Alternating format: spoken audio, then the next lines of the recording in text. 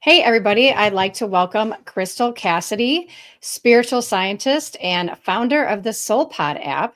Crystal, what we do here on the podcast is pretty straightforward, which is to discuss how the outer circumstances of our lives stimulate our inner experience in two very distinct ways. One, as a therapist, I use the term the psychological ego, which makes us feel separate. And two, the divine soul connection to all that is that makes us feel one with everything. And so, why do Mhm. I think it's important to know the difference? Well, this is where you come in as our guest to help us relate to this inner conflict within ourselves and give us ideas on how to integrate these two very different perspectives into one full, beautiful human experience. So, Crystal, thanks for being here. And please jump on in and finish introducing yourself. Yeah, thank you, Wynn. So excited to be here and dive into this conversation.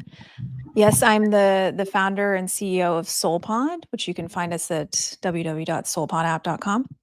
And as far as my background, very long story short, there's really two sides to my coin. The first side being the scientific side. So I studied biochemistry in school.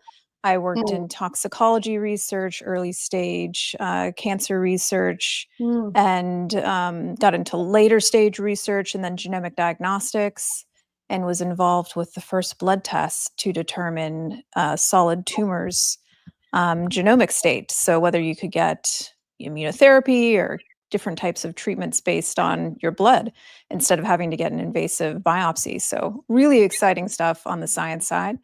And then the other side of my coin is the spiritual side. And I started meditating reluctantly to begin with at the age of 12.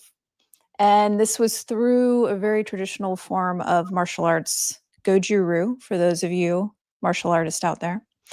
And I studied this for about 12 years. I traveled the world. Martial arts was my life, and meditation was a big part of that training and tools and skills to be able to perform at that level.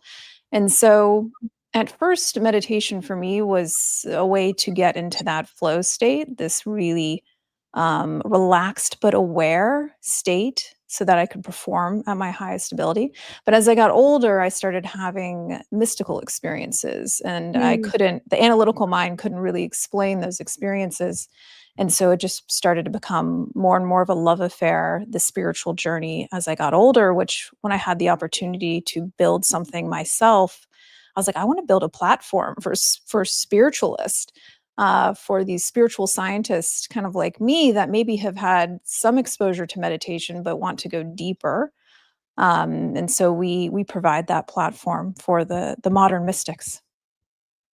Yeah, that's amazing. So I love that you said two sides of the coin because that's sort of how I look at things, right? Is there's an ego and a soul. And most often Mm. the ego is not completely unaware of the soul. But it sounds like at a very young age, you were introduced to something that was going to break open your awareness of the soul, whether you liked it or not. It sounds like you, maybe didn't purposely do that. You said, I started having experiences I couldn't explain. But I love how Mhm. you explained meditation, is definitely great for getting into the flow state. But sometimes that's ego driven, because we want to perform, Yeah. we want to achieve, we want to accomplish things. And so, at that young age, did you use the term ego? Were you aware of that? When did you come in contact with Mm. the ego as a concept? Yeah, it's such a good question. Um, I think at the age of 12, I was not yet aware of the concept of the ego. But I did grow up, and shout out to my parents who had this emphasis on the idea that you could choose your state in any moment. And they had Wow. certain we had certain mantras in our family, like positive and supportive, um and so whenever we would be in certain states, and there were downsides and upsides to this, it was like you have a choice. And so I didn't Hmm. necessarily call it the ego. I didn't have an awareness of that at that age, but I knew that I had some degree of influence over what I was choosing to experience.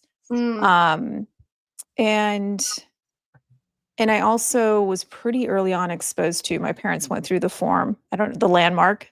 I don't know if Oh, yeah. anybody's familiar with that. And so there was also a bit of training and awareness around some of those concepts at a pretty young age, but I didn't really come to understand the ego more fully until my 20s, I would say. Mm. Yeah, and it sounds like you became obviously really proficient in what you were doing, traveling the world. And then, what part of you do you think drove you into the science, right? The toxicology, I think you Mm, said, cancer, which I'm guessing you don't necessarily study the same way, if at all. But, mm. again, like I think a lot of times egos drive us into some form of accomplishment driven or, um, you know, Oh, yeah. just purely science based, right? Because we think it's going to make us successful. So I'm just wondering what your thought pattern was to get to that spot. Oh, 100%. I also, at a young age, I had some awareness. I was like, I want to choose one of the hardest things to study because I was like, the harder the thing is, the more likely it'll be that I have a secure career. Really, There you that go. was the way I was thinking about it in high school and college. And, Yeah. I have a very accomplished family. They're all entrepreneurs. And so there was this air of like productivity and Hmm. certainly a tight relationship to worthiness that Hmm. have had to unravel and really look at as I got older. When you come from a family of people who are quite accomplished, and yeah, that was certainly a journey. And interestingly, my goal when um, I was going to go to medical school, but I did have some awareness in college where I was like, wait a second, I there's something in me. I know this is something I should do. I took the pre-MCATs, everything was, like, going down that trajectory. I had a really strong voice in me that said, "You're not gonna be happy doing this. You don't wanna Hmm. be tied down to, an office and a specific location." There's something about me that I was starting to realize is very, nomadic, and that's how I like Hmm. to live my life is freedom of movement. Um, and so I'm very happy I listened to that because I think it was spot on. But even after that point, I was like, "Oh, I'll be a COO of a biotech company." And, that's just and it's so interesting once I got pretty much to that point in my career, I was like, "Oh, this isn't what I wanna do anymore." This wasn't the thing. Hmm. It was certainly ego, and it served me in so many ways, so I don't necessarily think it was a bad thing. But, Right. but it delivered me to a point in my life where I was able to get clarity on what it was my purpose was that wasn't as attached to my ego, or and that took a lot of courage because Absolutely. everybody around me was like, you can get any job in this space, Right. this pays you a lot of money, like do this. And it was very confusing for a few years because I was like, but I can't do it anymore. Yeah, and it Yeah. to your point, like the Freudian egos also has the term the collective or super ego, right? And Mm, basically the super ego around you was very successful. It was teaching you that pick the hardest thing to do. Obviously, martial arts and all of your training, it's like I can do hard things, and yeah. you'll be successful. And it's always so you'll be successful, right? It's Mm, not because I have this deep inner knowing in me that this is what I want to do, right? So the ego in your case sounds like it was developing truly to cause you a lot of success. So mm, that moment where you admitted to yourself, right, there's this other perspective in me that's thinking about happiness and longevity of feeling that happiness and wanting to move and wanting to move to be nomadic, as you said. It sounds like to me that that would be a definite whisper of the soul, I would say. And um, I think I saw on your website there was a blog about anxiety or intuition. And I feel like mm, in therapy, if I could use that word intuition more often with people and they were comfortable with it, it is that moment. Like I can only imagine the amount of anxiety you would have had knowing you were going to tell your parents or someone who's been on your side, who's helped you set you up for success. It taught you all these things to hear you say something so completely different, but your Mhm. intuition, it was your intuition, right? So at Yeah. both sides of the same coin, one side's anxious, one side is intuitive. And it's, what this podcast is about is to trust that intuition over Mm. the anxiety, over the insecurity. Use the word courage, right? Like it took me courage to flip the coin and listen boldly to the Mhm. intuition and not my anxiety, even though it was there. Absolutely. Yeah, Yeah. it's and and I do think that my entire journey was soul led in a lot of ways, because even in my biotech days there were certain things that happened that required my intuition, and it was this kind of like slowly evolving or blossoming um from my, there certainly was the ego involved, but I think that that trajectory had to have kind of happened in order to deliver me to where I am now. So Mhm. I appreciate that part of the journey very much.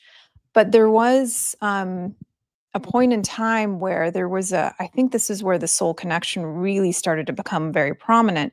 It was a deep knowing. And it sounds cliche, and we talk about this all the time, but intuition is a deep knowing.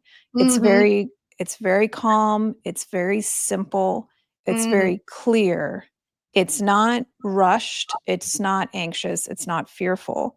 Mhm. And that that really shaped those years where I was like, even though this seems unexpected, I feel so grounded about it in some ways that I couldn't even explain at the time.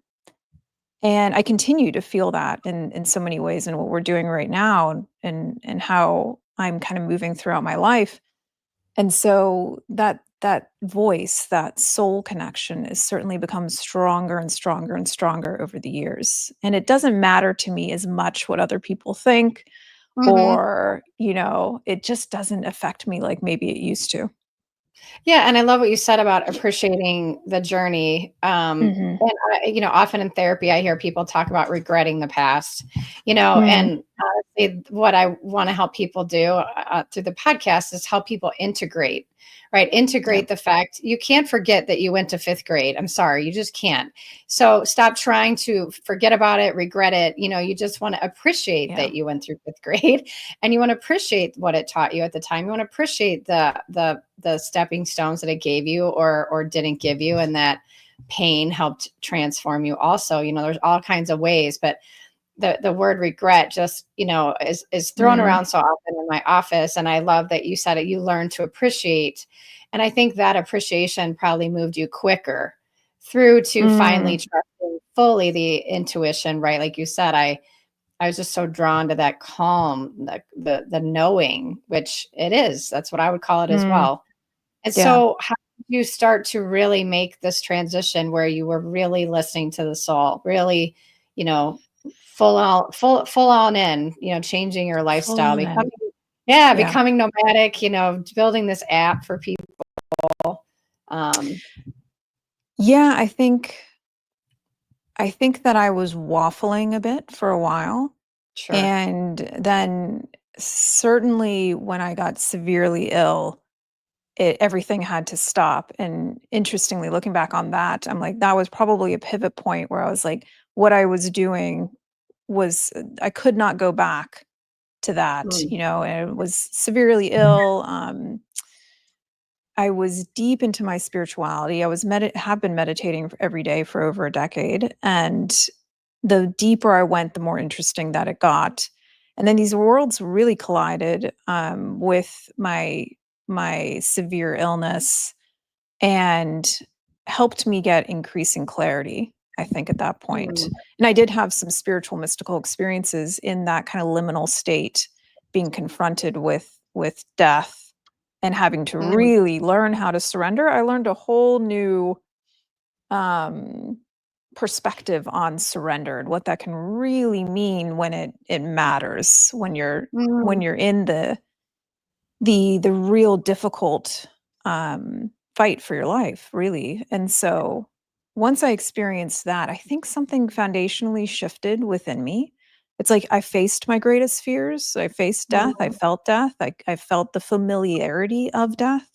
And mm, coming out on the other side of that and having to take quite a bit of time to rebuild myself physically as well gave me the space to be like, okay, Crystal, what do you really want to do from here? How do you want to serve in your life?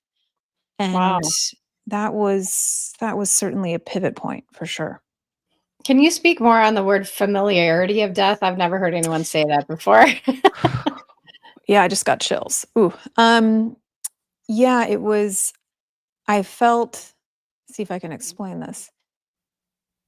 I knew that there was a timeline, if you will, where I had died. There was Mm, that possibility. And I was really being asked, like, do I want to stay? Why do you want to stay? And wow. I discovered when working with one of my teachers that it wasn't that I had a fear of death. I had a fear of not living my purpose in this lifetime. Mhm. That's what was driving me. But there was something about the energy of death. I knew it was near. It's like I Mm, didn't see anything in my mind's eye or in like the space that I was in, but I could feel this. And it felt like an old friend. You're like, wow. oh, that's I recognize you. I recognize this energy in this space that I'm in. And it wasn't a feeling of fear necessarily, but it was like a familiarity and um unlike anything else that I have felt in that context. It's very hard to describe, but you know it when you meet it, that's for sure. Yeah, and so upon that moment or however, like you said, with a near-death experience, do you remember consciously choosing to come back or to stay, however far you were? Yeah. Yeah, I actually knew before I got ill, I could feel it in my meditations. I was having these really wild, kind of premonitions Hmm, and past lifetimes that were coming through that had some sort of karmic relationship to what I was going through with the illness. And so I knew I was in a karmic situation pretty hmm, early on. Um, and so I think where it all changed was that moment of surrender when I had been pushing and fighting and fighting and fighting, and then there was something it didn't decide to do it. It just happened, this very powerful surrender. And at the same moment that I surrendered and I let go of everything, I asked for help. And hmm, instantaneously, something was there and was in my room and was activating my energy centers one by one. And that was a life changing experience. And I think the pivot point to when I was like, okay, I think I'm going to be okay. Like wow. I'm being supported. I surrendered, and in that surrender, something else was able to come in, and I was able to receive it. And yeah, that was a big moment for me in my spiritual journey. Yeah, I mean, what a cool, definition of surrender, of just it was not surrendering to the illness, it was surrendering to help. It was surrendering to everything. It was Hmm, just a complete letting go. And I still don't entirely understand it because I didn't decide to do it. It just happened. mm, Or mhm. somehow on some level of consciousness I decided, but it was such a big release. And it was really a feeling of like, I'm okay whichever way this goes. Wow. Oh, well, that would be a surrender, right? To say, "I'm okay with Yeah. whichever way it goes," which is different than asking for help, so that's an even deeper level of surrender, sounds like. Yeah. Yeah. It's almost like Wow. being in that state of consciousness allowed something to be received, which is kind of paradoxical sounding. It almost Yeah. sounds like you surrendered to your guides whoever that was at the time around you was saying, "Okay, energetically, we can see that we can put this back together and we can send you on, and we believe your intentions are to live your actual purpose, your actual Yeah. passion." Yeah, well, I just got Mhm. tingles around that. So, Yeah. Yeah. Me too. yeah, that's awesome. So, yeah, so tell me about what happened after that. How did you begin to actually live your soul's purpose? I'm guessing you stopped being a Mhm. bio was it biochemist? Yeah, I think the biotech world will always be a part of me in so many Mhm, ways, and I love understanding. I'm sure you relate to this. why something happens and the mechanics of it. And I think that helps fortify this spiritual journey in the practice. So I love dancing with both worlds. But yeah, I'm full time on this path now with Soul Pod. I'm also writing a science fiction novel. So there's this Oh, kind of fun. like creativity in the last few years that has burst forward in Hmm. this new state that I honestly don't think I had access to before. So Mm. I do think that when you have this increased connection with your soul, there's this creativity that comes forward that like you have to put it somewhere. And Absolutely. so, yeah, that's been a big part of my life now too.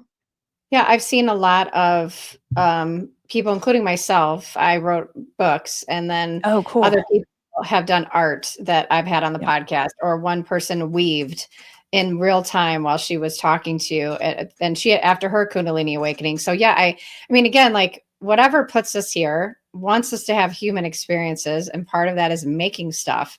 Part of that Yeah. is like having income. I mean, Yep. having relationships, like it doesn't want us to not have these experiences, it wants to have a heightened experience of the normalcy of life. And Mm. it wants us to have average everyday enlightenment, not just sit on a mountaintop once you've had your Kundalini awakening. Yes. um Yep. yeah, but anyway, so to keep going, how did this transform the way you work with either, I'm guessing, clients or signing up people into your community? How did this Mm. all change for you? Yeah, I would love to just pin what you just said too, is that I don't believe you have to go to the mountaintop or the cave and renounce the world in order to awaken. I think that's shifting now, and For sure. there's yeah, it's such an exciting time where we can awaken in our everyday lives, but still very much like I love human crystal. I love my human. And Yes. that's that this balance that you talk about, I think is so important. Is like we're in the world and that quote, be in the world but not of it. I can't remember who said that. Maybe it was Ram Dass. But I think that speaks to that balance of you Mm, can awaken, then bring the soul that you've activated in your awakening more into this dimension. That's really how yeah, I view awakening is bringing how much of your soul can you bring into this dimension of time and yeah. space? And some Yeah. of us, like myself, who just continues being a therapist, right? Mm. I love the saying, before enlightenment, chop wood and carry water, and after enlightenment, chop wood and carry water. Yeah. Because, I feel like people like me are here to bridge people that won't talk to Crystal, right? Yeah. They might talk to me, but they may not talk to Crystal. And I want to help Mm. people make that little tiny average leap, little Yeah. stepping stone. Not doesn't Don't feel like you have to have a near death experience like Crystal. Don't feel like you have to go to the top of a mountain and spend a year on backpacking through Europe, but do it slowly every day within your family and your job, and the world will be a better place, period. Oh, absolutely. 100%. Yeah. It's really there's a simplicity to the awakening journey too. And Hmm. it can all change in a moment as well with that journey. So there's lots of possibilities that lie on that path. But to your last question, yeah, for Soul Pod, it's really for those people. I call them the modern mystics Hmm. who are on this ascension journey and they've dabbled with maybe psychedelics and meditation, or they have an intention that they want to awaken in this lifetime in some capacity. And Hmm. this, as opposed to maybe other apps, which are found great foundations, SoulPod is really designed to be a system of awakening. So we take people through personalization and really understand where are you at in your spiritual journey? What's your Hmm. relationship to the ego, like we're talking about today? And Yes. then based on that, we pair people with a series of rituals, a series of breathwork meditation and unfocused expansion over 21 rituals in 30 days, and we put people into small groups as well, because when I was awakening, I don't know about you, it was kind of lonely. You're having these Yep. experiences, or something happens in Mhm. meditation, or you're like, Yep. who can I mean, I was calling up ashrams. I was like, can I talk to somebody about what I just experienced? And they're like, I guess you can. And I was talking to monks on like a phone. Um, so I I really wanted, to provide some space that you could talk to people about some of this. And Yes. we're continuing to build that this year. We've got some really exciting new things coming out in a few months, and then later this year. So stay tuned. That's amazing. So for those people who just want to literally sort of secretly check you out, they could definitely go to the app, right? Yeah, And watch SoulPod, kind of we're on iOS. We're gonna get to Android at okay. some point soon.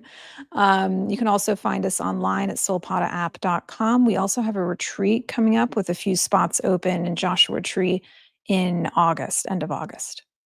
Okay, and that's 2025 in case anyone's listening. Yes. Yes. Okay. And so do you work with people individually at all now? I don't work with people individually as much anymore, mostly in community at this point, but never say never. Yeah. So what's so important to you about community as far Mm. as developing someone's awakening?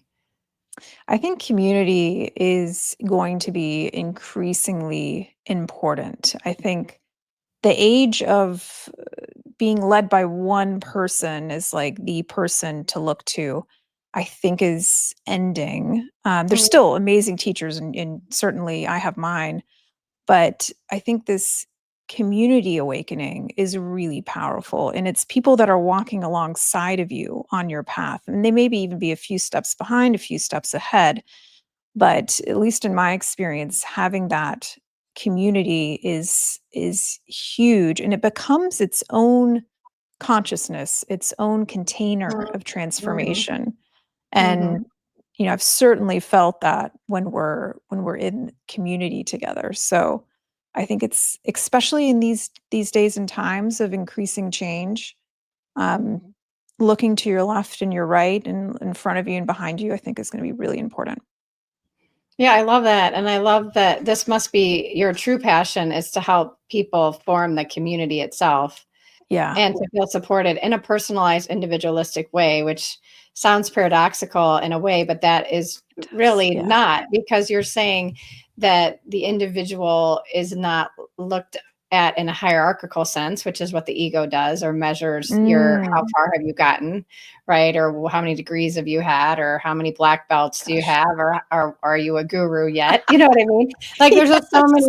many egoic ways that we've Oh my identified and gosh. measured someone being better or and I'm less than them and so I should learn from them. Yeah. And so what a beautiful thing you're trying to do, which is put Mm, people in communities where they're really personalized like okay, so like you said, this is my relationship with myself right now.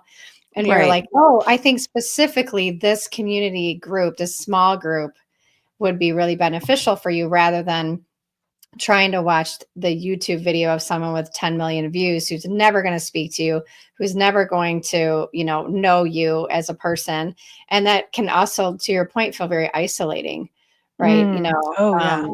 So yeah, that's what a really great idea. What a great, I hope you keep going with it. It sounds Yeah. amazing. Yeah. Thank you. We're really excited, and I think, yeah, you make such a good point about the hierarchy, and that's what can happen in any area of life. Spiritual, leaders as well, Mhm. is that Mhm. hierarchy can be intoxicating.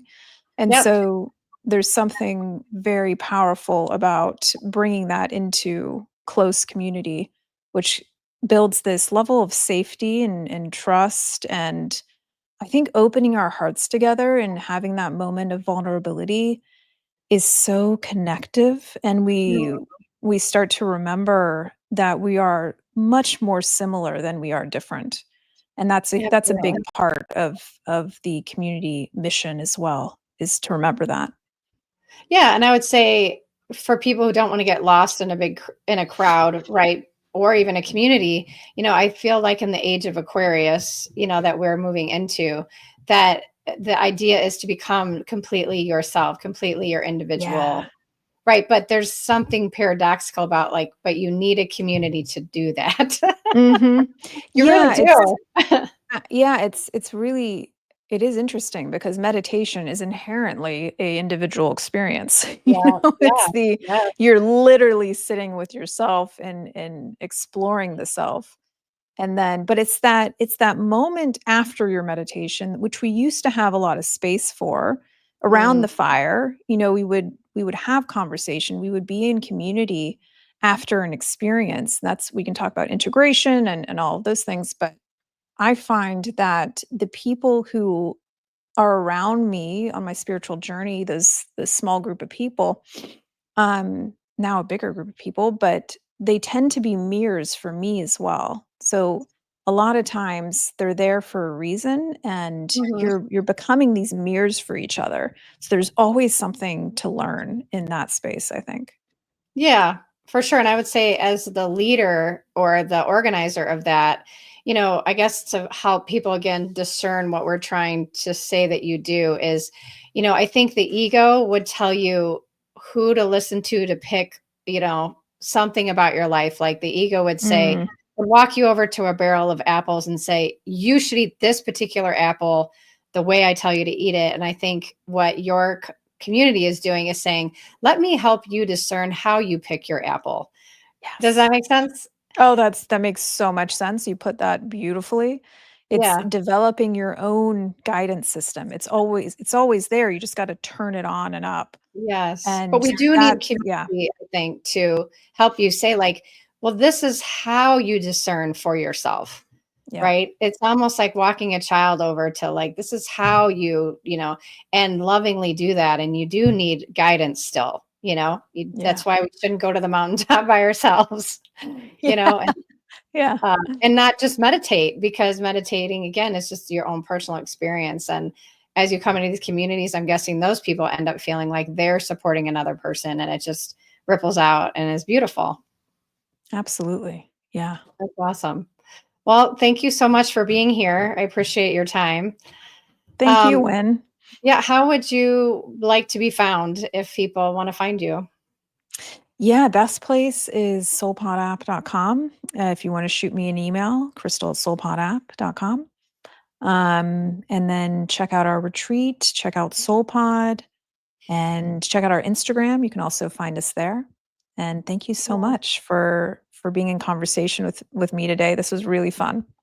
All right. Thank you so much and have a great rest of your day.